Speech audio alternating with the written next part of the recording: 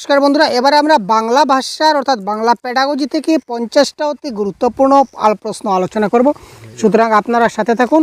তো এই 50টা গুরুত্বপূর্ণ প্রশ্নের কারেক্ট আনসার কি আপনারা অবশ্যই আমাদের কমেন্ট বক্সে জানাবেন। তো দেরি না করে আমরা তাড়াতাড়ি চলে আসছি আমাদের প্রথম প্রশ্নে। শিক্ষার্থীদের শ্রবণ শক্তির সঠিক বিকাশের জন্য প্রয়োজন।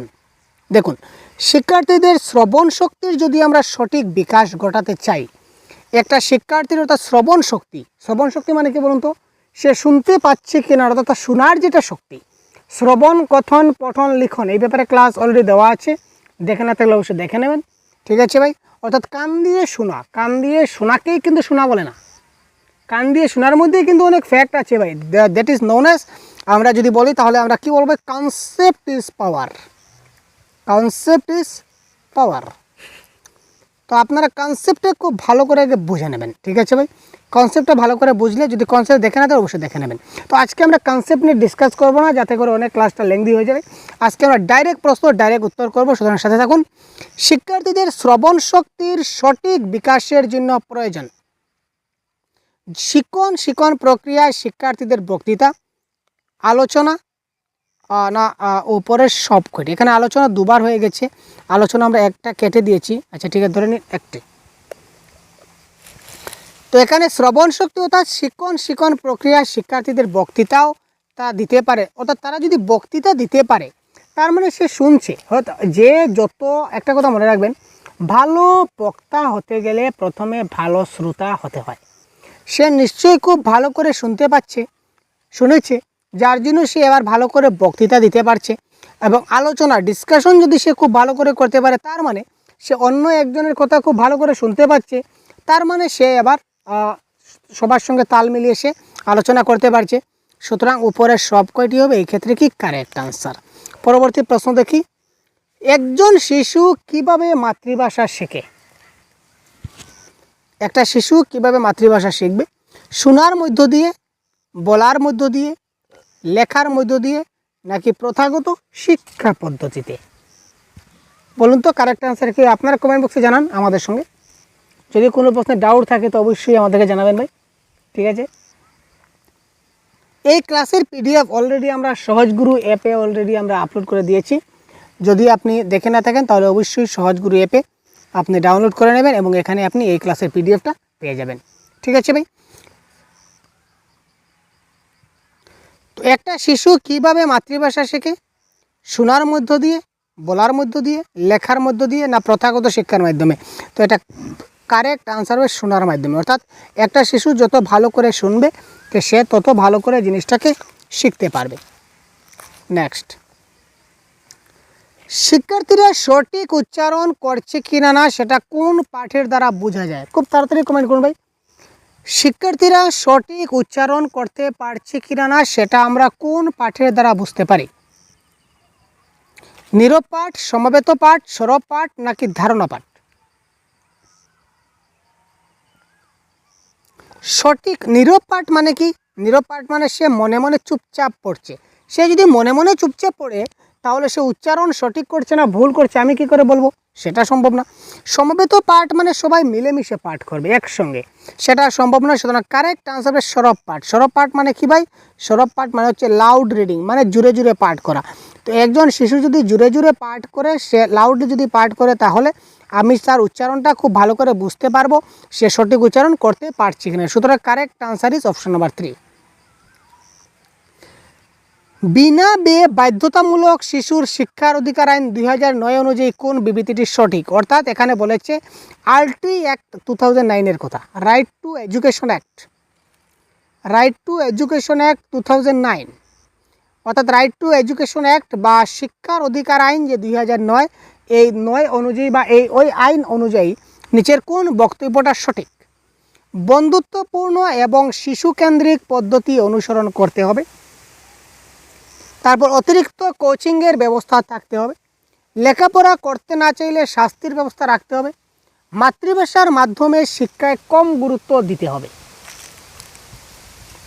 তো কারেক্ট আনসার এখানে কি হবে আপনারা একটু ভাবুন এবং আমাদের সঙ্গে সঙ্গে খুব তাড়াতাড়ি কমেন্ট বক্সে জানান। তবে কারেক্ট আনসার কী হতে পারে খুব তাড়াতাড়ি। শিক্ষার অধিকার আইন 2009 আমরা সবাই জানি সেটা কি, সেটা হচ্ছে কি 6 থেকে 14 বছরের 6 থেকে 14 বছরের সকল শিশুদের বিনামূল্যে বাধ্যতামূলক শিক্ষা, অর্থাৎ সরকার প্রদত্ত একটা আইন। যেটা বলেছে এই আইনে কি বলেছে ভাই, এই আইনে বলা হয়েছে যে 6 থেকে 14 বছর বয়সের যত শিশু আছে সবাইকে একদম ফ্রি বিনা পয়সায় এবং বাধ্যতামূলক শিক্ষা গ্রহণ করতেই হবে, এটা শিশুর একটা মৌলিক অধিকার হয়ে দাঁড়িয়েছে। তো এই ক্ষেত্রে অতিরিক্ত কোচিংয়ের ব্যবস্থা সেটা কোন খাতায় লেখা আছে মুঠেই না। আর এখানে বলেছে শাস্তি, সেটা মানসিক শাস্তি, শারীরিক শাস্তি, কোনো ধরনের শাস্তি সেখানে অ্যাপ্লাই নয়, সেটা ক্যান্সেল। মাতৃভাষার মাধ্যমে শিক্ষায় বেশি গুরুত্ব দিতে হবে, এখানে কম গুরুত্ব দিয়েছে ভাই, সেটা কেচ্চাং ভাই, এটা কেচ্চাং, মনে কেচ্চাং করে কেটে দিন।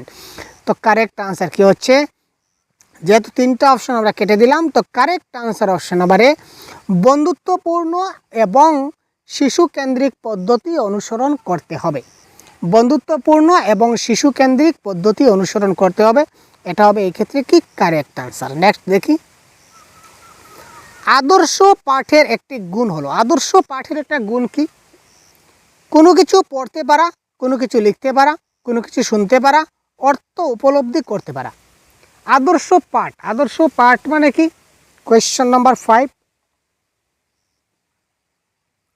আদর্শ পাঠ মানে হচ্ছে কি, অর্থাৎ আমি একটা জিনিস পাঠ করলাম, রিডিং করলাম, তো রিডিং করার পর আমি আমার হোয়াট ইজ পঠন, এবার যদি আপনাকে বলি হোয়াট ইজ পঠন বা হোয়াট ইজ রিডিং, এক কথায় আপনি কি বলবেন, আপনি কি বলবেন, পঠন মানে কি, হোয়াট ইজ পঠন বাই হোয়াট ইজ রিডিং। আমরা সবাই জানি হোয়াট ইজ রিডিং কি, রিডিং মানে কি একটা জিনিস দেখে দেখে পড়ে নিলাম শেষ হয়ে গেল, কিন্তু আসলে না ভাই, আসলে এটা রিডিং নয়। রিডিং মানে কোনো একটা জিনিস পাঠ করে ওই যে যতটুকু আমি পাঠ করলাম বা পড়লাম তার অর্থ কি বলেছে, তার অর্থটা যদি আমি খুব ভালো করে বুঝতে পারি তাহলে সেটাই হচ্ছে পঠন। আর কোনো একটা জিনিস পড়ে যদি তার অর্থ আমি বুঝতে না পারি তাহলে সেটা কিন্তু রিডিং হলো না। তো এটাই বলেছে কি আদর্শ পাঠের একটা গুণ হলো কি অর্থ উপলব্ধি করতে পারা। সুতরাং অপশন নাম্বার ডি এই ক্ষেত্রে হয়ে যাবে কি কারেক্ট আনসার। শিশুদের কলধ্বনি বা ব্যাবলিং কখন শুরু হয়, ব্যাবলিং, তো শিশুদের ব্যাবলিং শুরু হয় 6 মাস বয়সে, সেটা মনে রাখবে 6 মাস। আর যদি প্রশ্ন আসে শিশুদের কুইং কবে থেকে শুরু হয়, কুইং, কুইং, শিশুদের কুইং কবে থেকে শুরু হয় এটা মনে রাখবে 6 উইক, অথবা প্রশ্ন আছে পরে জানি না। যদি ব্যাবলিং প্রশ্ন আসে তাহলে হবে 6 মাস, আর যদি কুইং আসে তাহলে এটা হবে 6 সপ্তাহ, এটা মাথায় রাখুন। নেক্সট,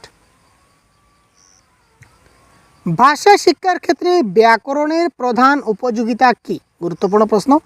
ভাষা শিক্ষার ক্ষেত্রে গ্রামারের প্রধান উপযোগিতা কি বা ব্যাকরণের প্রধান উপযোগিতা কি।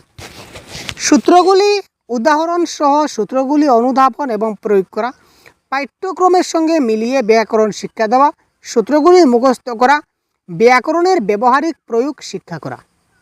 ব্যাকরণের যেটা উপযোগিতা রয়েছে এটা কারেক্ট আনসার কি, কোয়েশ্চন নাম্বার 7।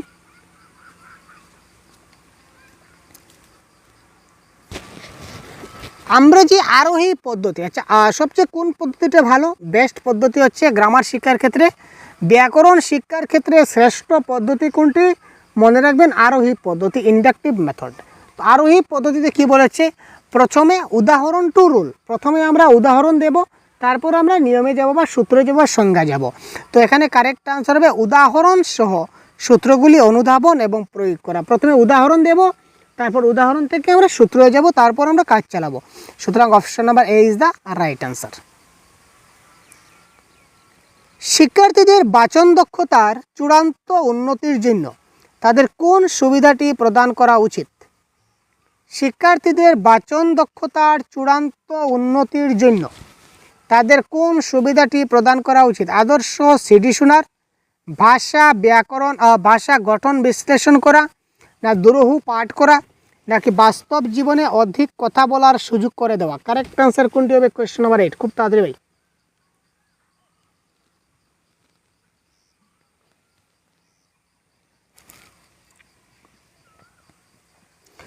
একটা কথা মাথায় রাখুন যে রিয়েল লাইফ বাস্তব জীবনের সঙ্গে রিলেটেড যদি কোনো শব্দ আপনার অপশনে থাকে তাহলে এটাই কিন্তু কারেক্ট আনসার হবে। সুতরাং অপশন নাম্বার ডি এই ক্ষেত্রে হবে কারেক্ট আনসার, অর্থাৎ কি বাস্তব জীবনে অধিক কথা বলার সুযোগ করে দেওয়া, এই ক্ষেত্রে হবে কি আমার correct answer option number D. তারপর দেখে নেওয়া যাক, নিম্নের কোনটি জরুরি সাক্ষরতা স্তরে লক্ষ্য করা যায় না? Emergent literacy stage.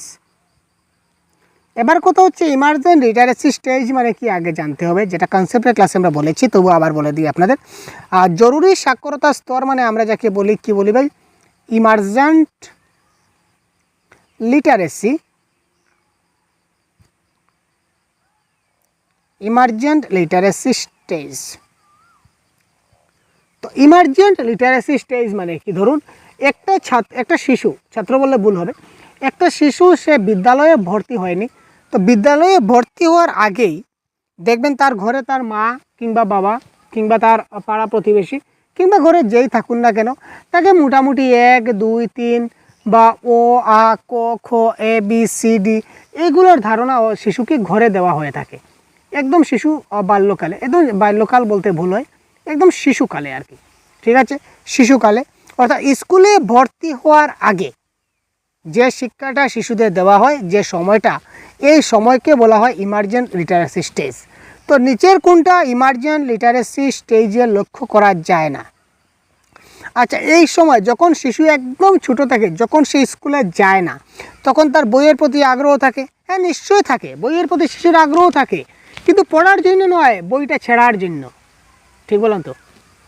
ছোট শিশুদের বইয়ের প্রতি আগ্রহ থাকে, 100% থাকে। যত সুন্দর পিকচারওয়ালা বই দেবেন, ও খুব মনের আনন্দে বইটাকে ছিঁড়ে ফেরে, মানে চির পার করে দেবে, খুব আনন্দ পাবে বইটা ছিঁড়তে। তার মানে বইয়ের প্রতি তার আগ্রহ থাকবে। গল্প বর্ণনা এবং বা বলার ক্ষমতা, ঠিক আছে, দেখবেন অনেক প্রশ্ন করব, আপনার কাছে বলবে এই গল্প বলো, এই গল্প বলো, আপনি গল্প বলে শুনতে থাকবে, সেও কিছু তার রাজনৈতিক কিছু কাহিনী হয়তো বা শোনাবে, পে পে বা বা বু বু করবে, কি বলবে আপনি নিজেই বুঝবেন না, কিন্তু সে কিন্তু তার ভাষায় বর্ণনা করে যাচ্ছে, এটাও কারেক্ট। বিভিন্ন জিনিসের নাম জানা, এই সময় কিন্তু তাদের ঘরের মা বাবা যারা থাকেন তারা বিভিন্ন জিনিসের নাম তাকে জানিয়ে দেন, যে ওই জিনিসের ওই বস্তুর ওই নাম, তাই সে কিন্তু নাম জানে। কিন্তু শব্দ লেখার ক্ষমতা, এই সময় কিন্তু সে লিখতে পারে না। সে বলতে পারবে দ্যাট ইজ নারিকেল, দ্যাট ইজ কলা, দ্যাট ইজ পেঁপে, ঠিক আছে, এইগুলো জিনিস সে, যেমন মা বাবা, এগুলো সে বলতে পারে, কিন্তু মা বাবা সে লিখতে পারে না, তাই তো। সুতরাং শব্দ লেখার ক্ষমতা তার এই স্টেজে লক্ষ্য করা যায় না। সুতরাং correct answer is option number D. শিশুরা কোন ধ্বনি আগে আয়ত্ত করে? স্বাভাবিক কথা বই, আগে ব্যঞ্জন ধ্বনি আর স্বরধ্বনি। শিশুরা আগে স্বরধ্বনি উচ্চারণ করে, স্বরধ্বনিকে বলা হয় কি বলা হবে, কুইং। স্বরধ্বনিকে বলা হয় কুইং, যেটা 6 সপ্তাহে শুরু হয়ে যায়। 6 সপ্তাহ থেকে শিশুরা কুইং করতে শুরু করে, ঠিক আছে ভাই, যেটাকে বলা হয় স্বরধ্বনি। নেক্সট, শিক্ষার্থী বানান ভুল করলে শিক্ষক হিসাবে আপনি কি করবেন? ইন্টারেস্টিং প্রশ্ন ভাই, তাড়াতাড়ি কমেন্ট করুন তো। শিক্ষার্থী বানান ভুল করলে আপনি কি করবেন? তাকে বকাবকি করবেন, ভুল বানান কেটে ঠিক বানান লিখবেন, বানানের কোথায় কি ভুল হয়েছে তা বুঝিয়ে দেবেন, না একেবারে এড়িয়ে যাবেন? এত সহজ প্রশ্ন কি বলবো ভাই। বকাবকি আমরা করি না, তৎক্ষণাৎ বানান কেটে ঠিক করে দিলে কতবার ঠিক করবো, যতবার কাটবো ততবারই সে ভুল করবে, কি দরকার ভাই? এড়িয়ে যাওয়া চলবে না। সুতরাং বানানের কোথায় কি ভুল হয়েছে তা বুঝিয়ে দেওয়া। সুতরাং কারেক্ট আনসার হচ্ছে option number C is the right answer. শিশুরা স্বাভাবিকভাবে ভাষা অর্জন করে যদি তাদের সামনে তুলে ধরা হয়। শিশুরা ভাষা অর্জন করে যদি তাদের সামনে তুলে ধরা হয়। আমরা কি তুলে ধরব? একই সময়ে কেবল একটি ভাষা, নিকটবর্তী পরিবেশে ব্যবহৃত একাধিক ভাষা, সম্পূর্ণরূপে ইলেকট্রনিক এবং মুদ্রণ মাধ্যম, সেই ভাষার ব্যাকরণগত গঠনশৈলী। এবার দেখুন কোয়েশ্চন নাম্বার 12 কী বলেছে। এখানে বলেছে ভাষা অর্জন মানে ল্যাঙ্গুয়েজ অ্যাকুইজিশন। তো ল্যাঙ্গুয়েজ অ্যাকুইজিশনে ইলেকট্রনিক বা মুদ্রণ মাধ্যম তো আসে না, আর ভাষা অর্জনে কিন্তু ব্যাকরণগত গঠনশৈলী আসে না, যেহেতু ল্যাঙ্গুয়েজ অ্যাকুইজিশনের কথা চলে আসছে। আমরা যখনই ল্যাঙ্গুয়েজ অ্যাকুইজিশন করব বা অ্যাকোয়ার করব তখন কিন্তু ব্যাকরণগত গঠনশৈলী আসে না।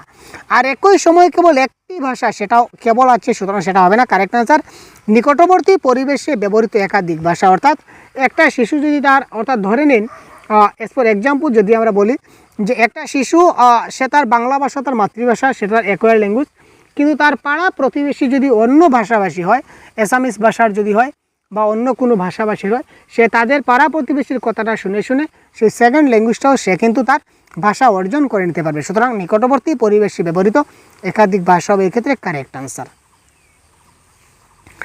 একজন শিক্ষার্থী কোনো প্রশ্নের উত্তর জানা সত্ত্বেও ঠিকমতো বলতে পারছে, এটা জানা হবে। একজন শিক্ষার্থী কোনো প্রশ্নের উত্তর তার জানা রয়েছে কিন্তু সে বলতে পারছে না, ঠিকমতো বলতে পারছে না, এটা তার কী ধরনের অসঙ্গতি? প্রকাশমূলক অসঙ্গতি, গ্রহণমূলক অসঙ্গতি, নাকি প্রকাশ এবং গ্রহণ দুইটাই অসঙ্গতি, নাকি ভাষা ব্যবহারের ভুল? কারেক্ট আনসার কী হবে? কোয়েশ্চন নাম্বার 13 খুব তাড়াতাড়ি বলুন, খুব তাড়াতাড়ি ভাই। কোয়েশ্চন নাম্বার 13,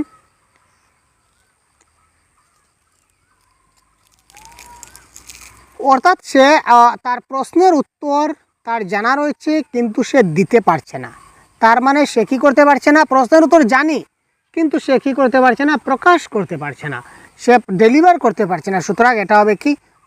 এক্সপ্রেস করতে পারছে না। সুতরাং এটা হচ্ছে এক্সপ্রেসিভ ডিসঅর্ডার বা প্রকাশমূলক অসঙ্গতি। নেক্সট, শিক্ষার্থীর বাচিক ধারণাকে সুস্পষ্ট করার জন্য, বাচিক ধারণা মানে কি? বাচিক মানে হচ্ছে তার স্পিকিং স্কিল। কেউ হয়তো কথা বলে তার কথাটা পরিষ্কার নয়, তো তার সেটা কথন যেটা বলেছে তার কথা বলা, এটাকে পরিষ্কার করার জন্য ক্লিয়ারভাবে সে যদি কথা বলতে চায় তো তার জন্য তাকে কি করা দরকার? ব্যাকরণ জ্ঞানের প্রয়োজন, ছন্দ জানার প্রয়োজন, ভাষা জ্ঞানের প্রয়োজন, নাকি শব্দ ভাণ্ডার বৃদ্ধির প্রয়োজন? কোয়েশ্চন 14।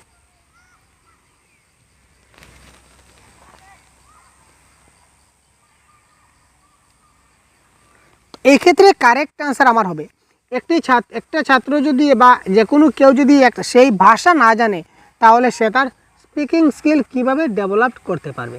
ঠিক আছে ভাই, সে কী করতে পারে? ভাষা জ্ঞান করতে পারে। আচ্ছা, ধরে নিন অ্যাজ ফর এক্সাম্পল আমি যদি বুঝাই তাহলে ধরে নিন আমি অ্যাসামিজ ভাষায় আমি খুব পরিষ্কারভাবে কথা বলতে চাই, ঠিক আছে? মই অসমীয়া অলপ অলপ পাৰোঁ, ইমান নাপাৰোঁ, কিন্তু আমি যদি সেই অসমীয়া ভাষাকে যদি খুব ভালো করে যদি আমি করতে চাই তাহলে আমায় কী করতে হবে? অসমীয়া ভাষাটা আমার খুব ভালো করে জানতে হবে। যদি আমি অ্যাসামিজ ভাষাটা যদি আমি খুব ভালো করে জানতে পারি তাহলেই তো আমি সেই অ্যাসামিজ ভাষাটা খুব ভালো করে আমি মানে ভাষা জ্ঞানটা নিতে পারবো। সুতরাং এই ক্ষেত্রে কারেক্ট আনসার আমার কী হবে? অপশন নাম্বার সি হবে এই ক্ষেত্রে কি কারেক্ট আনসার। তারপর কি আছে ভাই? ভাষা দক্ষতা শেখানো উচিত। ভাষা দক্ষতাটা কি করে শেখানো উচিত? পরিষ্কার ব্যাখ্যার মাধ্যমে, বিচ্ছিন্নভাবে, একীকরণ পদ্ধতিতে, নাকি অনুকরণের মাধ্যমে? তো এই ক্ষেত্রে কারেক্ট আনসার হবে আমার কোয়েশ্চেন 15, এটা কারেক্ট আনসার হবে অপশন নাম্বার সি, একীকরণ পদ্ধতিতে। মানে কি? ভাষার দক্ষতা কয়টা ভাষা দক্ষতা আছে ভাই? 4টা, LSRW। জানুন তো আপনারা, এল মানে হচ্ছে লিসেনিং মানে শ্রবণ, এস মানে হচ্ছে স্পিকিং মানে কথন, আর মানে হচ্ছে রিডিং মানে পঠন, আর ডাব্লিউ মানে রাইটিং মানে লিখন। অর্থাৎ প্রত্যেকটা জিনিস একটির সঙ্গে একটি রিলেট আছে, শোনা, বলা, পড়া এবং লেখা। অর্থাৎ চারোটিকে একসঙ্গে মিলিয়ে মিশিয়ে আমার কী করতে হবে? দক্ষতাকে ইমপ্রুভ করতে হবে। একটা ছাত্র সে পড়তে পারে কিন্তু সে লিখতে পারে না, সে শুনতে পারে কিন্তু সে বলতে পারে না, তার মানে তার ভাষার দক্ষতাটা হলো না। তো ভাষার দক্ষতা আমায় শেখাতে হবে কীভাবে? একীকরণ পদ্ধতিতে 4টাকে একসঙ্গে মিলেমিশে আমাকে শেখাতে হবে। নেক্সট, ডিসলেক্সিয়া এক ধরনের কি? মানসিক রোগ, শারীরিক রোগ, নাকি শিক্ষণ অক্ষমতা, নাকি মানসিক অক্ষমতা? জানা আছে আপনাদের, তবুও বলে রাখি, তাড়াতাড়ি বলুন তো। ডিসলেক্সিয়া এক ধরনের সেটা কি? তো dyslexia, dysgraphia, dyscalculia, Afajia, dysphasia, এই সবগুলো হচ্ছে এক একটা শিক্ষণ অক্ষমতা। তো ডিসলেক্সিয়া, ডিসগ্রাফিয়া, ডিসক্যালকুলিয়া থেকে প্রশ্ন আসবে আপনাদের, আমি আপনাদের ক্লাস কন্ডাক্ট করে দেব। নেক্সট, বৈচিত্র্যপূর্ণ শ্রেণীকক্ষে একজন শিক্ষক কী করবেন? বৈচিত্র্যপূর্ণ শ্রেণীকক্ষ মানে কি? Diverse classroom. তো ডাইভার্স ক্লাসরুম মানে কি? কনসেপ্টের ক্লাসে বারবার বলা হয়েছে।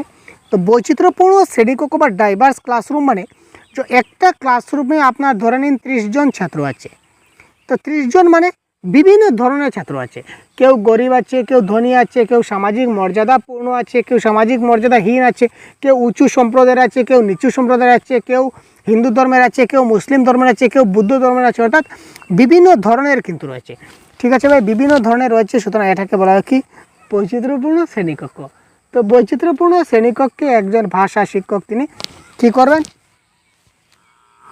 বৈচিত্র্যপূর্ণ শ্রেণীকক্ষে তিনি এই ধরনের যদি শ্রেণীকক্ষ হয় তাহলে একজন শিক্ষকের কি করা উচিত, যাদের ভাষাগত অসুবিধা আছে তাদের বেশি গুরুত্ব দেওয়া উচিত, যারা উন্নত মেধা সম্পন্ন তাদের কম গুরুত্ব দেওয়া উচিত, শিক্ষক নিজের মতো শিক্ষণ চালাবেন, তারপর সবাইকে সমান গুরুত্ব দেবেন। তো বৈচিত্র্যপূর্ণ শ্রেণীকক্ষে কারেক্ট আনসার কী হবে, কোয়েশ্চেন নাম্বার 17। তো এই ধরনের যদি কন্ডিশন হয় আমার কী করতে হবে, সবাইকে সমান গুরুত্ব দিতে হবে, অর্থাৎ অপশন নাম্বার ডি হবে এই ক্ষেত্রে কারেক্ট আনসার। তো বৈচিত্র্যপূর্ণ শ্রেণীকক্ষে একজন শিক্ষক সবসময় সবাইকে সমান গুরুত্ব দিতে হয়। নেক্সট, শ্রেণীকক্ষে ভাষার ব্যবহারের ব্যাহত শিশুদের কিভাবে চিহ্নিত করা যায়? শ্রেণীকক্ষে ভাষার ব্যবহার ছাড়া শিশুদের আমরা কিভাবে চিহ্নিত করতে পারি? শিশুর মুখমণ্ডলের গঠনের অস্বাভাবিকতা দেখা যায়, শিশু মাঝে মাঝে শব্দ ছেড়ে দেয়, শিশুর বক্তব্য বুঝতে অসুবিধা হয়, নাকি সবগুলি? অর্থাৎ শিশুটা ভাষা ব্যবহার করতে তার সমস্যা হচ্ছে, এটা আমরা কিভাবে বুঝতে পারি? এক কথায় শেষ। কোয়েশ্চেন নাম্বার 18, যদি সে ভাষা ব্যবহার করতে পারে না তার মানে তার মুখমণ্ডলে অস্বাভাবিকতা দেখা দিতে পারে, এটা কারেক্ট। শিশু মাঝে মাঝে শব্দ ছেড়ে দেবে, এটাও কারেক্ট। ভাষা ব্যবহার করতে পারছে না তার মানে সে তো শব্দ ছাড়বে, যেটা পারছে না সেটা চলে যাবে স্কিপ করে। তারপর শিশুর বক্তব্য বুঝতে অসুবিধা হবে, অর্থাৎ সে কী বলছে আমি খুব ভালো করে বুঝতে পারছি না, সুতরাং উপরের সবগুলি হবে এই ক্ষেত্রে কী ভাই, কারেক্ট আনসার। ভাষার অসঙ্গতি আছে এমন শিক্ষার্থীকে কোনো প্রশ্নের উত্তর দেওয়ার জন্য শিক্ষক কী করবেন? একটা শিশুর ধরে নিন ভাষার অসঙ্গতি আছে, মানে ভাষার সমস্যা আছে, হয়তো বা সে প্রকাশ করতে পারে না বা সে গ্রহণ করতে পারে না, যে কোনো একটা থেকে দুটা থেকে একটা তো হবেই। তো এই ক্ষেত্রে একজন শিক্ষার্থীকে কোনো প্রশ্নের উত্তর দেওয়ার আগে কী করতে হবে, তাকে নির্দিষ্ট সময় দিতে হবে, যে এই সময়ের মধ্যে তোমাকে করতে হবে, তাকে বেশি সময় দিতে হবে, অল্প সময়ের মধ্যে উত্তর দেওয়ার কথা বলতে হবে। অল্প সময়ের মধ্যে উত্তর দিতে না পারলে শিক্ষক উত্তরটা বলে দেবেন। তো কোয়েশ্চেন নাম্বার 19 কারেক্ট আনসার কী হবে? যাদের একটু সমস্যা আছে তাদেরকে আমরা কি করি, সদা সর্বদা একটু বেশি সময় প্রদান করি, যাতে করে সে একটু সময় নিয়েও যাতে করে কাজটা পরিপূর্ণ করতে পারে। ঠিক আছে, শিক্ষার্থীদের বাক্য শেখানোর পদ্ধতি হলো, একটা শিক্ষার্থীকে যদি আমরা বাক্য শেখাতে যাই তো তাকে আমরা কিভাবে বাক্য শেখাতে পারি? শিক্ষার্থীদের বাক্য শেখানোর পদ্ধতি কী? বোর্ডে নির্বাচিত বাক্যগুলি বড় বড় হরফে লেখা হয়, শিক্ষক বাক্যগুলি সঠিক উচ্চারণে পড়বেন এবং শিক্ষার্থীদের মনোযোগ সহকারে তা শুনবেন। শিক্ষক শিক্ষার্থীদের দিয়ে একটি বাক্য বারবার উচ্চারণ করাবেন এবং লক্ষ্য রাখবেন যাতে শিক্ষার্থীরা সঠিক উচ্চারণ করে সেদিকে নজর রাখবেন। তো কারেক্ট আনসার কোনটা হবে, কোয়েশ্চেন নাম্বার 20।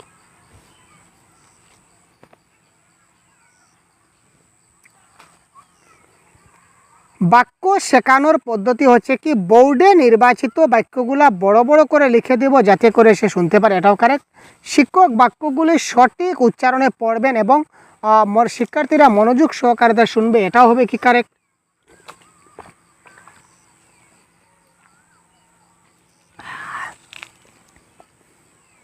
শিক্ষক শিক্ষার্থীদের দিয়ে একটা বাক্য বারবার উচ্চারণ করাবেন এবং লক্ষ্য রাখবেন যাতে শিক্ষার্থীরা সঠিক উচ্চারণ করে সেদিকে নজর রাখবেন, এটাও কারেক্ট। সুতরাং কোয়েশ্চেন নাম্বার ডি উপরের সবগুলি হবে এই ক্ষেত্রে কি correct answer.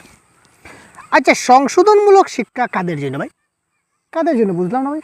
Remedial teaching, remedial teaching জানা আছে ভাই? রিমিডিয়াল টিচিং নিশ্চয়ই জানা আছে ভাই, জানা না থাকলে এক্ষুনি সহজ গুরু চ্যানেলে কনসেপ্ট ক্লাস দেওয়া আছে, তাড়াতাড়ি দেখে আসুন, চট করে যান, পট করে দেখে আসুন, প্লে লিস্ট দেওয়া আছে ভাই, একদম কনসেপ্ট একদম ধাড় ধাড় ক্লিয়ার হয়ে যাবে ভাই। কনসেপ্ট ইজ পাওয়ার ভাই। দেখুন এই প্রশ্নের কারেক্ট আনসার কি হয়।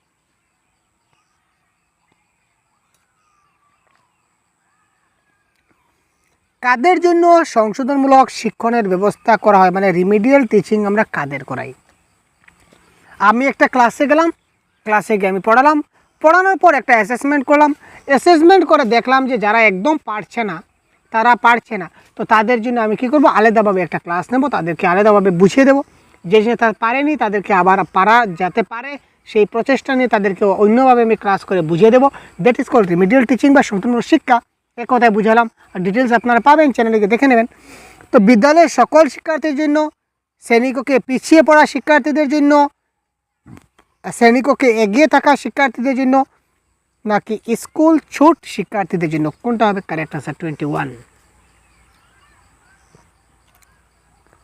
কাদের জন্য সংশোধনমূলক শিক্ষণের ব্যবস্থা করা হয়? এই যে বললাম, যারা আমার শ্রেণীকক্ষে পিছিয়ে রয়েছে, ঠিক আছে, যারা ঠিকঠাকভাবে আনসারগুলো করতে পারছে না, বা আমি যে অ্যাসেসমেন্ট করলাম, তো অ্যাসেসমেন্ট করে দেখলাম যে ওই ছাত্রগুলো পিছিয়ে রয়েছে, তারা এই কনসেপ্টটা ভালো করে বুঝতে পারেনি, তো তাদের জন্য আমি আবার রিমিডিয়াল টিচিং দিয়ে দিলাম। তো that is called option number B is the right answer. Lesson plan ও পাঠ পরিকল্পনার ফলে কি হয়? পাঠ পরিকল্পনার ফলে কি হবে? শক্তি ও সময়ের অপচয় ঘটে, শক্তি এবং সময় বাঁচে, দ্রুত সিলেবাস শেষ হয়ে যায়, শিক্ষার্থীদের স্কুলে যেতে সুবিধা হয়। আমরা যখন লেসন প্ল্যান করি, আমরা জানা যাচ্ছে লেসন প্ল্যান বাই, আমরা ডিএলএড করেছি সবাই, বিএড করেছি সবাই, ডিএলএড কিংবা বিএড করেছি, তো জানি আমরা লেসন প্ল্যান কি, সে নিয়ে আর বিস্তারিত বলবো না। তো কারেক্ট আনসার হচ্ছে লেসন প্ল্যান বা পাঠ পরিকল্পনার ফলে কি হয়।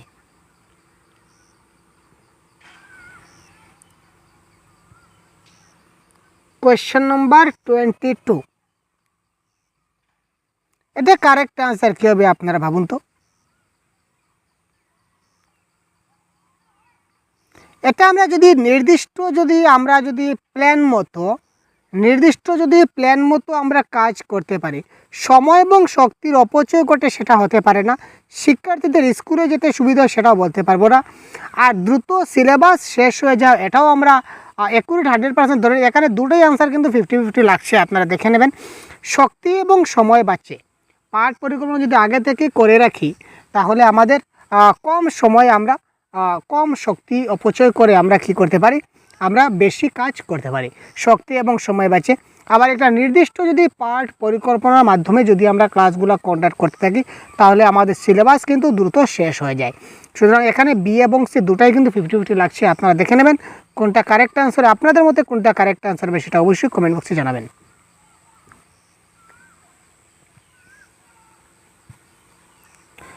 একটি ভাষা শিক্ষার ক্ষেত্রে নিম্নলিখিতর মধ্যে কোনটি সবচেয়ে বেশি গুরুত্বপূর্ণ?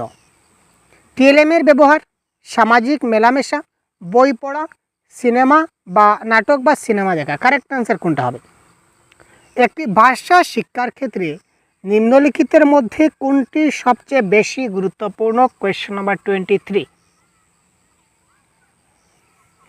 ভাষা শেখার ক্ষেত্রে সবচেয়ে বেশি গুরুত্বপূর্ণ হচ্ছে সামাজিক মেলামেশা, সোশিয়াল ইন্টারেকশন। আমরা যত বেশি মানুষের সঙ্গে মেলামেশা করব তত বেশি ভাষা শিক্ষা লাভ করতে পারবো, তত আমাদের বেশি আমরা কি করতে পারবো ভাই, জ্ঞান লাভ করতে পারবো। সুতরাং অপশন নাম্বার বি হবে এই ক্ষেত্রে কি কারেক্ট আনসার। নেক্সট দেখি,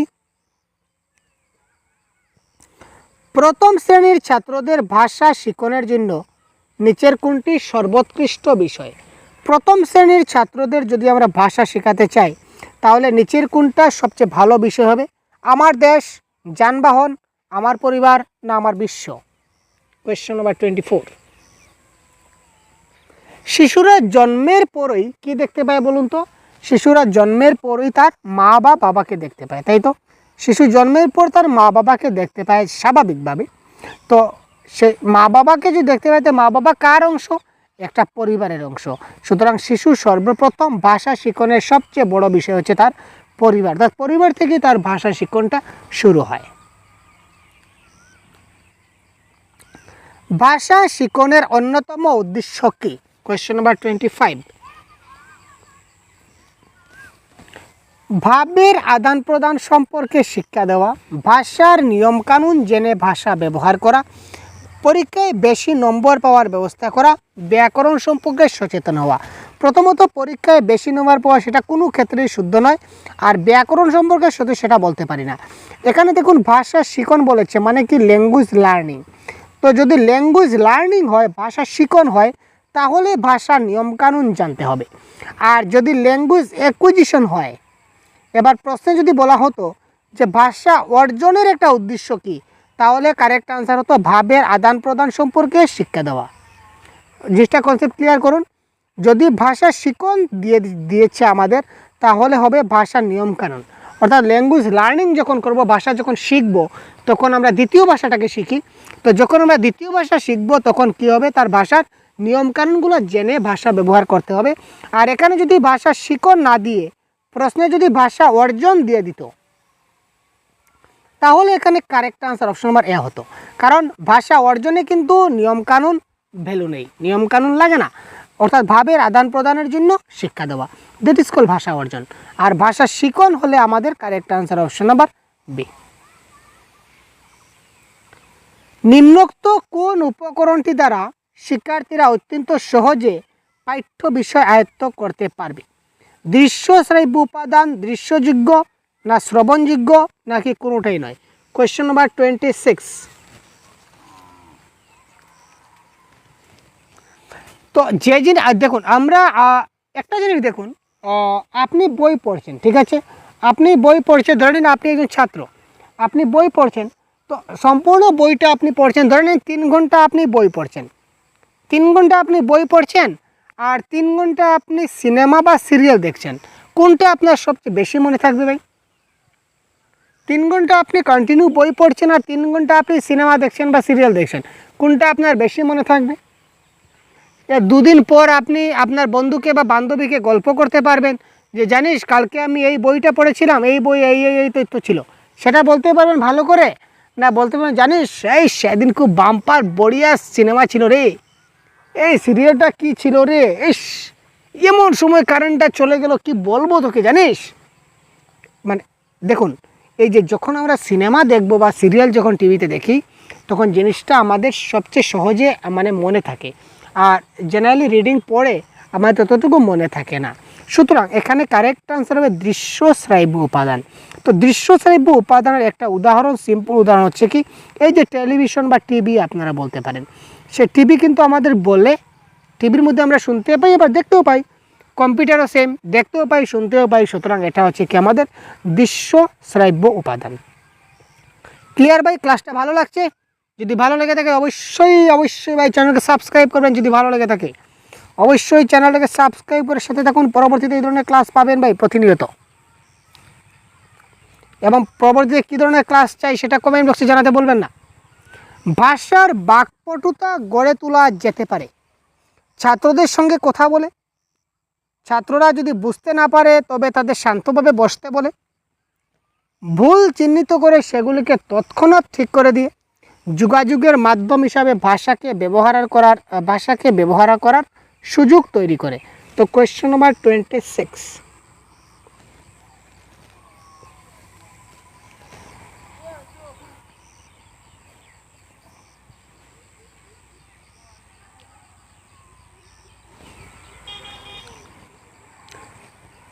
ভাষার বাকপটুতা।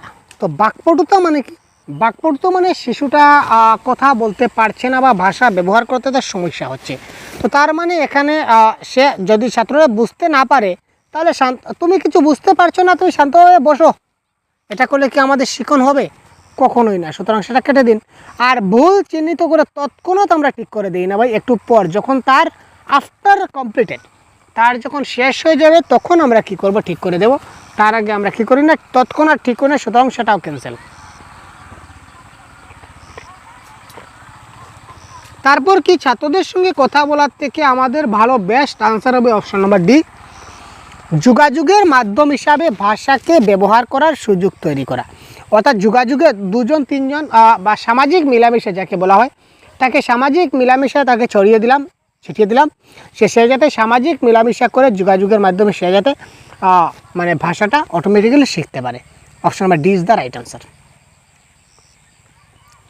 যখন কোনো রকম অনুশীলন ছাড়াই সরাসরি ভাষা শেখানো হয় তখন তাকে কি বলা হয়? কোনো উইদাউট অনুশীলন ডাইরেক্ট সে ভাষা তাকে শেখানো হলো, তখন সেটাকে আমরা কি বলবো? সেটাকে বলা হয় ভাষার আয়ত্তীকরণ, অর্থাৎ ল্যাঙ্গুয়েজ অ্যাকুইজিশন। ল্যাঙ্গুয়েজ অ্যাকুইজিশনে কী হয় ভাই?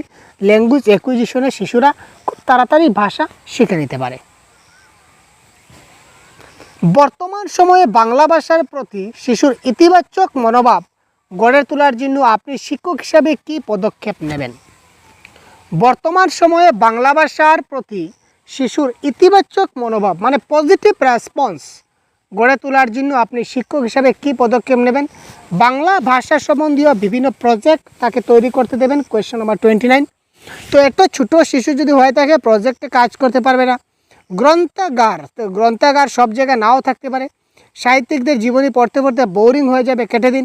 প্রতিদিন শ্রেণীকক্ষে পাঠদানের সময় গল্প ছলে বিভিন্ন বিখ্যাত লেখকের লেখা থেকে পাঠ দেবেন। অর্থাৎ ডেইলি বেসিসে তাকে আমরা ক্লাস করাতে হবে, একটু একটু করে তার মাথায় ঢালতে হবে। ক্ষুদ্র ক্ষুদ্র বৃষ্টি সমুদ্রের সৃষ্টি, তাই তো?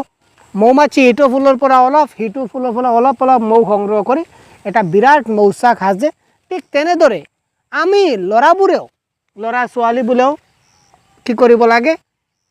ইটো ভিডিঅ'ৰ পৰা অলপ, ইটো ভিডিঅ'ৰ পৰা অলপ, ইটো কিতাপৰ পৰা অলপ অলপকৈ এটা বিৰাট এটা কনচেপ্ট আমাৰ মাজত বিল্ড কৰিব লাগে, যাতে আমি এক্সামটো ভালদৰে কোৱালিফাই কৰিব পাৰোঁ, নহয়নে?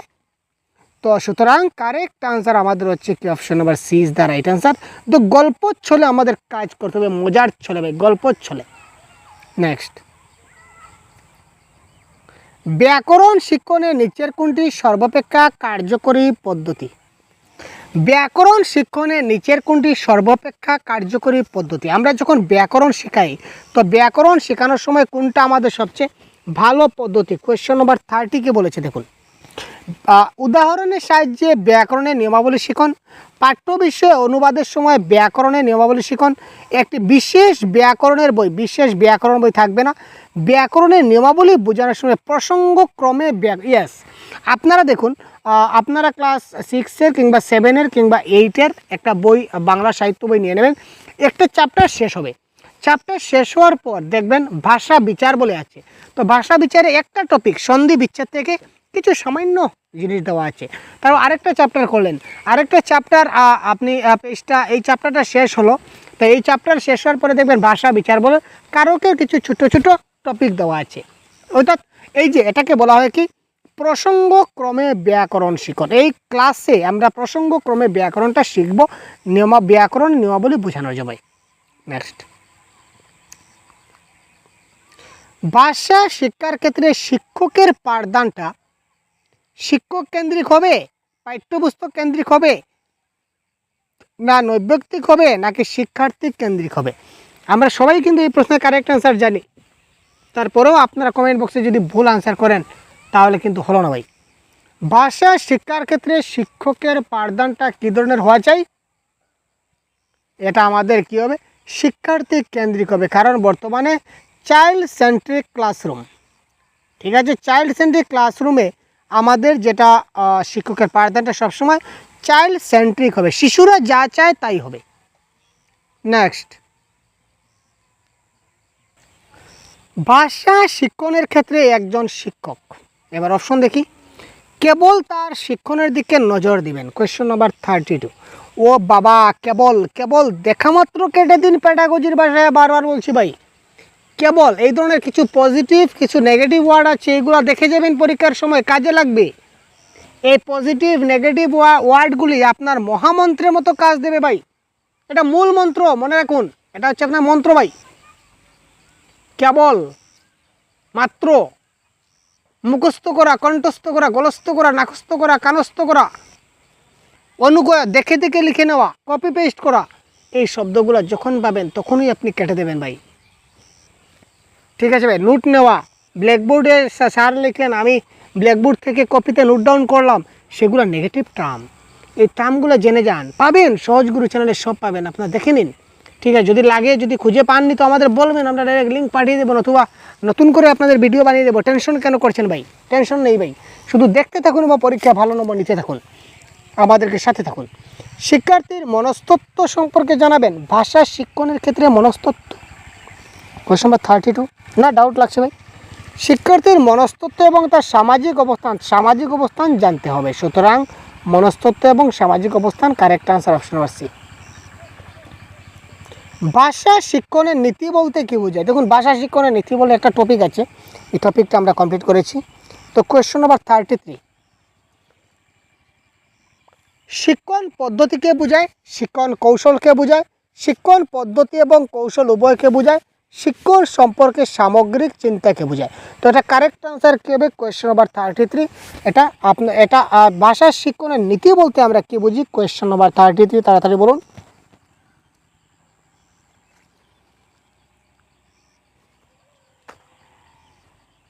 এটা কারেক্ট অ্যান্সার কী হবে আপনারা অবশ্যই কমেন্ট বক্সে জানাবেন, আমরা বলছি না, ঠিক আছে? কারণ কনসেপ্টের কাজ অলরেডি দেওয়া আছে। এই প্রশ্নের কারেক্ট অ্যান্সার আপনারা অবশ্যই জানাবেন। যে ভাষা দক্ষতাকে গ্রহণমূলক দক্ষতা বলা হয়, গ্রহণমূলক মানে কি? Receptive skill. দুইটা স্কিল আছে, একটা হচ্ছে রিসেপটিভ স্কিল, একটা হচ্ছে প্রোডাক্টিভ স্কিল। তো রিসেপটিভ স্কিলকে বলা হবে গ্রহণমূলক, আর প্রোডাক্টিভ স্কিলে আরেকটা নাম হচ্ছে কি? Expressive skill. যেটা বাংলা আকারে যদি বলি তাহলে বলবো গ্রহণমূলক, আর এটাকে যদি বাংলায় বলি তাহলে বলবো কি? প্রকাশমূলক। তো গ্রহণমূলক দক্ষতা হচ্ছে দুই প্রকার। কী কী ভাই? শ্রবণ এবং পঠন। আমরা যখন কিছু পড়ছি, যখন কিছু আমরা পাঠ করছি, তখন সেই জিনিসটা আমরা কি করছি? যখন আমরা লিসেনিংটা দেখি, মানে শ্রবণ, লিসেনিংটা শ্রবণ। যখন আমরা কোনো কিছু শুনছি, তার মানে সেটা আমি রিসিভ করছি। যখন আমি কিছু পড়ছি, সেটার থেকেও আমি রিসিভ করছি।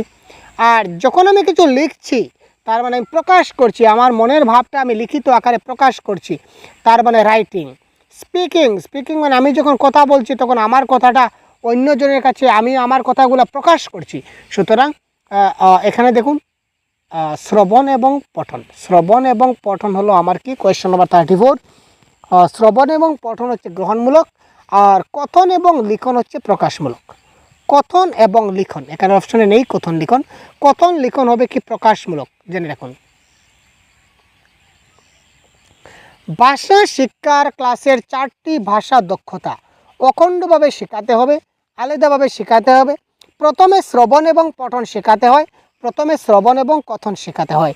Question number 35। আগে বলেছিলাম একীকরণ পদ্ধতিতে ভাষার দক্ষতা কিভাবে হয় ভাই? ভাষার দক্ষতা হয় একীকরণ পদ্ধতি, মানে একসঙ্গে, অর্থাৎ অখণ্ডভাবে শেখাতে হবে। ভাষা দক্ষতা, ভাষা শিক্ষার ক্লাসের 4টা ভাষা দক্ষতা কী কী? শ্রবণ, কথন, পঠন এবং লিখন। লিসেনিং, স্পিকিং, রিডিং এবং রাইটিং। এই সবগুলিকে অখণ্ডভাবে, মানে একসঙ্গে মিলেমিশে, এটাকে বিভক্ত না করে আমাকে কী করতে হবে? শেখাতে হবে। ভাষা শিক্ষণ শিক্ষার্থীর কাছে কি হবে? ব্যাকরণের জ্ঞান অর্জনে সহায়ক হবে, ব্যবহারিক ও অর্থপূর্ণ হবে, ভাষা ও সাহিত্যের পারদর্শী হওয়ার ক্ষেত্রে সহায়ক হবে, ভাষা ও সাহিত্যে বেশি নম্বর পাওয়ার ক্ষেত্রে সহায়ক হবে। কারেক্ট আনসার কোনটি হবে? Question number 36। ভাষা শিক্ষণ শিক্ষার্থীদের কাছে যাতে ব্যবহারিক এবং অর্থপূর্ণ হয়, সেই দিকে আমাকে নজর দিতে হবে। ভাষা শিক্ষণের অন্যতম নীতি 37। ভাষা শিক্ষণের অন্যতম নীতি হচ্ছে কি ভাই? অজানা থেকে জানা। না ভাই, অজানা থেকে জানা যায় না। আমরা কোথায় যাই? জানা থেকে অজানা যাই। আমরা সবসময় প্রিন্সিপাল অফ টিচিংয়ে যদি যাই, তাহলে আমরা দেখব নন টু আননোন, জানা থেকে অজানায় যাব। দুটি জানা বিষয়ের মধ্যে সম্পর্ক খোঁজা মোটেই না, আর খুঁজে দরকার নেই। জানা বিষয় থেকে অজানা বিষয় যাওয়া, এটা হবে কারেক্ট আনসার। শিক্ষণকে অর্থপূর্ণ করে তুলতে হলে কি করতে হবে? 38। শিক্ষার্থীর প্রয়োজন এবং মূল্যবোধের সঙ্গে সামঞ্জস্য রেখে শিক্ষা দিতে হবে। Yes, that is correct. শিক্ষার্থীর কি প্রয়োজন, সে কী চাচ্ছে, তার মন কী চাচ্ছে, সে কীভাবে কী করে শিখবে। অর্থাৎ একজন শিক্ষার্থী আমার যদি চায়, দেখুন ভাই ভালো করে বোঝার চেষ্টা করুন, আমার শিক্ষার্থীর মন যদি এখন পড়াশোনায় না বসে, অর্থাৎ বাইরে 10 জন খেলাধুলা করছে, তাকে একা আমি যদি ক্লাসরুমে বসে শিক্ষা দিতে থাকি, হাজার শিক্ষা দিলেও সে আর জীবনে এটা শিখতে পারবে না।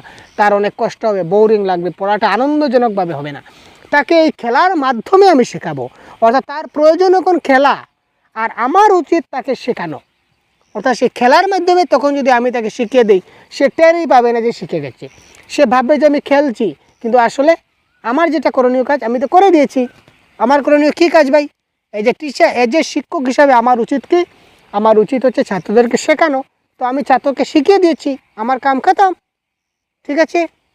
তো এই ক্ষেত্রে কারেক্ট আনসার হবে তার প্রয়োজন এবং মূল্যবোধের সঙ্গে সামঞ্জস্য রেখে শিক্ষা দিতে হবে, এটা হবে এই ক্ষেত্রে কারেক্ট আনসার। ব্যবহারিক এবং অর্থপূর্ণ শিক্ষণের জন্য একজন শিক্ষক কী করবেন? ব্যবহারিক এবং অর্থপূর্ণ শিক্ষণের জন্য একজন শিক্ষক কী করবেন? 39 শিক্ষার্থীর অভিজ্ঞতালব্ধ বিষয় থেকে শুরু করবেন, শিক্ষার্থী জানে না এমন বিষয় থেকে শুরু করবেন, পাঠ্যপুস্তক থেকে শুরু করবেন, শিক্ষার্থীদের সঙ্গে আলোচনা করে শুরু করবেন। দেখুন ব্যবহারিক এবং অর্থপূর্ণ শিক্ষণ প্রশ্নটা কী বলেছে দেখুন, আমরা যখন ক্লাসটা স্টার্ট করব তখন আমরা সবাই জানি যখন আমরা ক্লাস স্টার্ট করি তখন আমরা কোথা থেকে শুরু করি? আমরা পি কে থেকে শুরু করি। এবার পিকে মানে কি? পিকে মানে কি? পিকে মানে হচ্ছে প্রিভিয়াস নলেজ। যখন আমরা ক্লাসে যাই, একটা ক্লাস যখন স্টার্ট করি তখন যে টপিক নিয়ে আমরা ক্লাসটা স্টার্ট করতে যাচ্ছি, তো এই টপিক সম্বন্ধে সেই ছাত্রের বা এই ক্লাসের শিক্ষার্থীর কোনো প্রিভিয়াস নলেজ আছে কি না এটা আমরা যাচাই করব। এটা আমাদের যাচাই করা উচিত। সুতরাং আমরা প্রিভিয়াস নলেজ থেকে ক্লাসটা স্টার্ট করি, তার মানে এখানে অভিজ্ঞতা লব্ধ বিষয় থেকে সে জানে না এমন বিষয়, তার মানে প্রিভিয়াস নলেজ আসছে না। পাঠ্যপুস্তক মানে প্রিভিয়াস নলেজ নয়, তাদের সঙ্গে আলোচনা ডিসকাশন করা নয়। সুতরাং তাদের অভিজ্ঞতা লব্ধ বিষয় থেকে আমাকে কি করতে হবে? শুরু করতে হবে। ভাষা শিক্ষার মূর্ত ধারণা থেকে বিমূর্ত ধারণা। ওয়াও ভাই, মূর্ত ধারণা থেকে বিমূর্ত ধারণায় পৌঁছানোর একটা উপায়, ব্যাকরণের সূত্র, একজন শিক্ষকের বিস্তৃত ব্যাখ্যা, পাঠদানের সময় প্রশ্ন উত্তর না ভাষা সংক্রান্ত খেলা? কোয়েশ্চন নম্বর 40। এটা হচ্ছে একটা ভাষা সংক্রান্ত খেলা আমরা বলতে পারি। আর মূর্ত থেকে বিমূর্ত ধারণার যেটা পদ্ধতি তার নাম হচ্ছে আরোহী পদ্ধতি, ইন্ডাকটিভ মেথড। শিক্ষার্থীদের জানা আছে এমন একটি বিষয়ের উপর ভিত্তি করে শিক্ষক কোনো অজানা বিষয়ের শিক্ষা দেবেন, এজন্য একজন শিক্ষক কী করবেন? দেখুন একটা শিক্ষার্থীর জানা আছে, অর্থাৎ আমরা নন টু আননোনে যাব। শিক্ষার্থীর যা জানা আছে তার উপর ভিত্তি করে আমরা অজানা তথ্য দিকে যাব, অজানা একটা শিক্ষা তাকে দেবো, অর্থাৎ নন টু আননোনে যাব। তো এক্ষেত্রে শিক্ষক কী করবেন? অ্যাজ পার অপশন আমরা দেখে নিই কী বলেছে। কোয়েশ্চন নম্বর 41, জানা বিষয় থেকে কিভাবে অজানা বিষয়ে যেতে হয় সে সম্পর্কে তাত্ত্বিক আলোচনা। বারে ভাই তাত্ত্বিক আলোচনা কেন করব? খেটে দিন না। আগে থেকে শিক্ষক একটি লেসন প্ল্যান তৈরি করবেন। হ্যাঁ, লেসন প্ল্যান করতে পারেন, করলে ভালো হয়। নেক্সট দেখি, জানা বিষয় এবং অজানা বিষয়ের মধ্যে কোথায় কোথায় মিল আছে সেটি শিক্ষক দেখিয়ে দেবেন, সেটা হবে না। শ্রেণীকক্ষে পরীক্ষার ব্যবস্থা করবেন, পরীক্ষা নেগেটিভ ওয়ার্ড, সেটা সম্ভব নয়। তো কারেক্ট আনসার আগে থেকে একটা লেসন প্ল্যান তৈরি করবেন। তো লেসন প্ল্যান তৈরি করলে তিনি জানা বিষয় থেকে অজানা বিষয় সেই লেসন প্ল্যান অনুযায়ী গেলে ওনার কোনো কষ্ট হবে না, উনি বিন্দাস যেতে পারবেন। তো কারেক্ট আনসার হচ্ছে অপশন নাম্বার বি। ভাষার গঠন প্রকৃতি শেখানোর সময় একজন শিক্ষক আর কি শোনাবেন? ভাষার ব্যবহারিক দিক, শব্দভাণ্ডার, ধ্বনি বর্ণ শব্দ, সেই সময় কোনো কিছু শেখাবেন না। একজন শিক্ষক যখন তিনি ভাষার গঠন শেখাবেন, এই ভাষার গঠন শেখানোর সময় তিনি কি আর কিছু শেখাতে পারেন? 42 না। একটা ভাষার গঠন তিনি শেখাচ্ছেন, তার মানে তিনি ভাষার গঠনই এখন শেখাবেন, সেই সময় অন্য কিছু শেখাতে পারবেন না। যদি শেখান তাহলে কি হবে? একসঙ্গে যদি আমরা 2, 3, 4, 5টা কাজ যদি নিয়ে নেই তাহলে একটা কাজেই আমরা সাকসেস হতে পারবো না। এক সময় আমাদের মাইন্ড একটাই কাজ করে, যদিও সাবকনসিয়াস মাইন্ডে অনেকগুলো চলে, কিন্তু কনসিয়াস মাইন্ডে আমরা এক সময় একটা কাজই করতে পারি। তাই আমাদের উচিত এক সময় আমরা যাতে একটি কাজই করি। নেক্সট,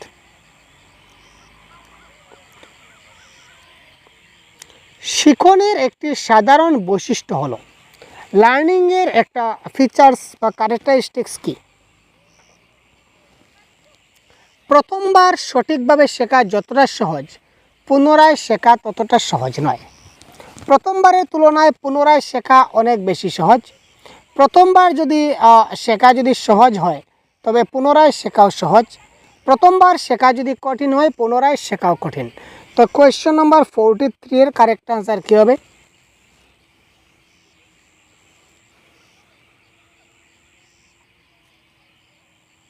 একটু ভাবুন এবং কারেক্ট অ্যান্সার কে কমেন্ট বক্সে বলুন ভাই।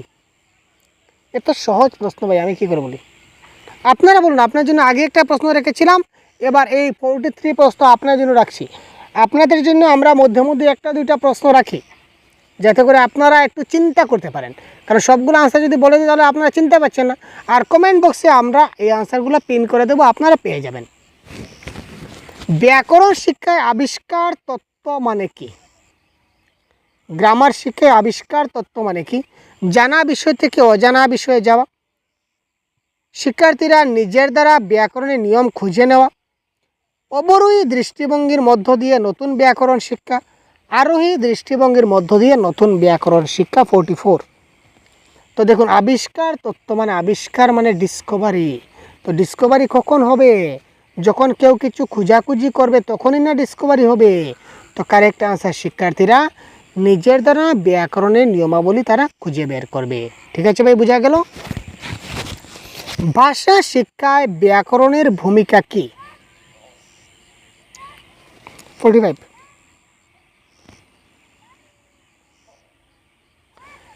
অত্যন্ত গুরুত্বপূর্ণ, কারণ ব্যাকরণ না জানলে ভাষা শিখন সম্ভব নয়। কে বলেছে ভাই? ব্যাকরণ না জানলে ভাষা শিক্ষক সম্ভব নয়, এটা ভুল। ঠিক আছে, মানা যায় যে ব্যাকরণ হলে ভাষাটা একটু ভালোভাবে বলা যায়, এটা বলতে পারি, কিন্তু ভাষা শেখা যায় না, এটা বলতে পারি না, এটা ক্যান্সেল। ব্যাকরণের কোনো ভূমিকা নাই, না ব্যাকরণের কোনো ভূমিকা নেই, নিশ্চয়ই আছে, কেন থাকবে না? ব্যাকরণের ভূমিকা তো আছে ভাই। ঠিক আছে, ভাষা নয় ব্যাকরণের জন্য ব্যাকরণ শিক্ষা না। তো correct answer option number C, ভাষা শিক্ষার একটা সহায়ক উপাদান হিসাবে ব্যাকরণ শিক্ষা গ্রহণ করা। ইয়েস, আমরা ভাষা জানি, ভাষা পারি, যদি ব্যাকরণটা যদি আমরা পারি, যদি আমরা জেনে যাই, তাহলে ভাষাটাকে আরও ভালোভাবে আমরা কী করতে পারবো? উপস্থাপন করতে পারবো, এই ভাষায় আরও বেশি করে জ্ঞান অর্জন করতে পারবো। সুতরাং কারেক্ট আনসার হবে এখানে অপশন নাম্বার সি। ভাষার গঠন প্রকৃতি শেখানোর সময় প্রাথমিক পর্যায়ের শিক্ষার্থীদের কি করা উচিত? ভাষার গঠন প্রকৃতি শেখানোর সময় প্রাথমিক পর্যায়ে শিক্ষার্থীদের কি করা উচিত? যখন আমরা ভাষার একটা গঠন প্রকৃতি শেখাই, তো সেই গঠন প্রকৃতি শেখানোর সময় প্রাথমিক পর্যায়ে শিক্ষার্থীদের কি করা উচিত?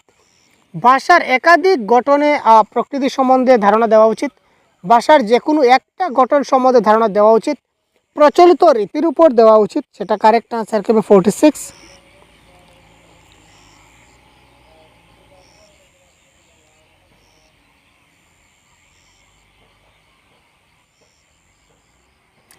প্রচলিত রীতির গঠন প্রকৃতি কেবল বারবার সহজ ভাষায় তাকে শেখানো উচিত।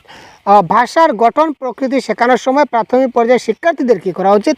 শিক্ষার্থীদের সেটাকে সহজ ভাষায় শেখানো উচিত। ঠিক আছে ভাই,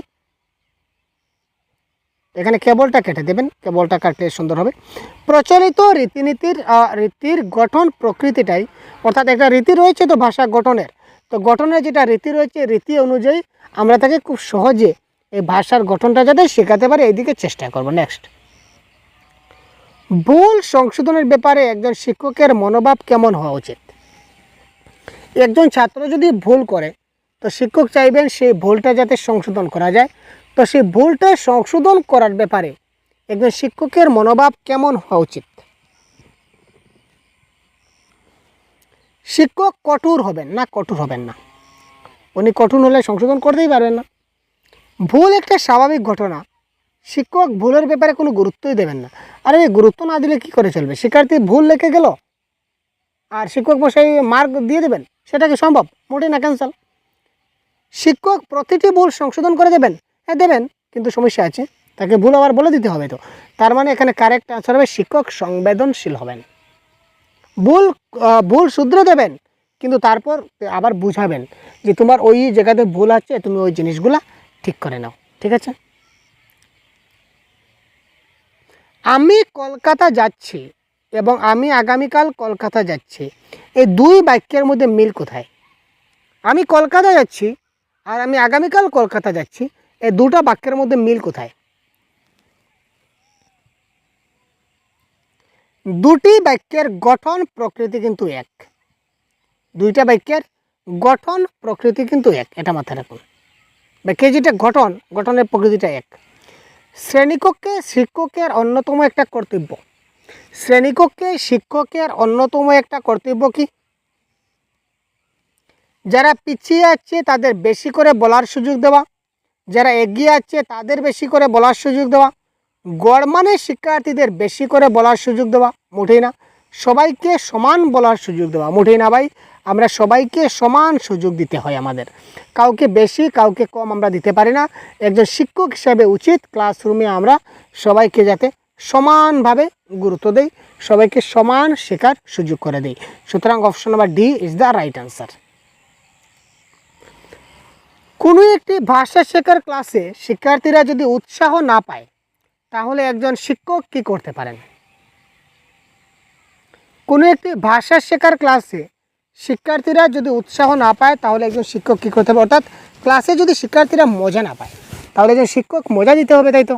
শিক্ষার্থীর মৃদু বকতে পারেন, গল্প করতে পারেন, সেদিনের মতো পাঠদান বন্ধ করতে পারেন, ভাষা সংক্রান্ত খেলার সুযোগ করে দিতে পারেন। কোয়েশ্চেন নাম্বার 50, আমরা কি করব? শিক্ষার্থীরা মজা পাচ্ছে না, শিক্ষার্থীর মজা পাওয়ার একটা নিনজা টেকনিক হচ্ছে গেম। চলো আজকে আমরা একটা গেম খেলি, কেমন? আমরা আজকে একটা গেম করি, ভালো লাগবে? সব রাজি তো? শিক্ষার্থীরা দেখবেন লাফিয়ে উঠবে, হ্যাঁ স্যার, হ্যাঁ স্যার, হ্যাঁ স্যার, রাজি।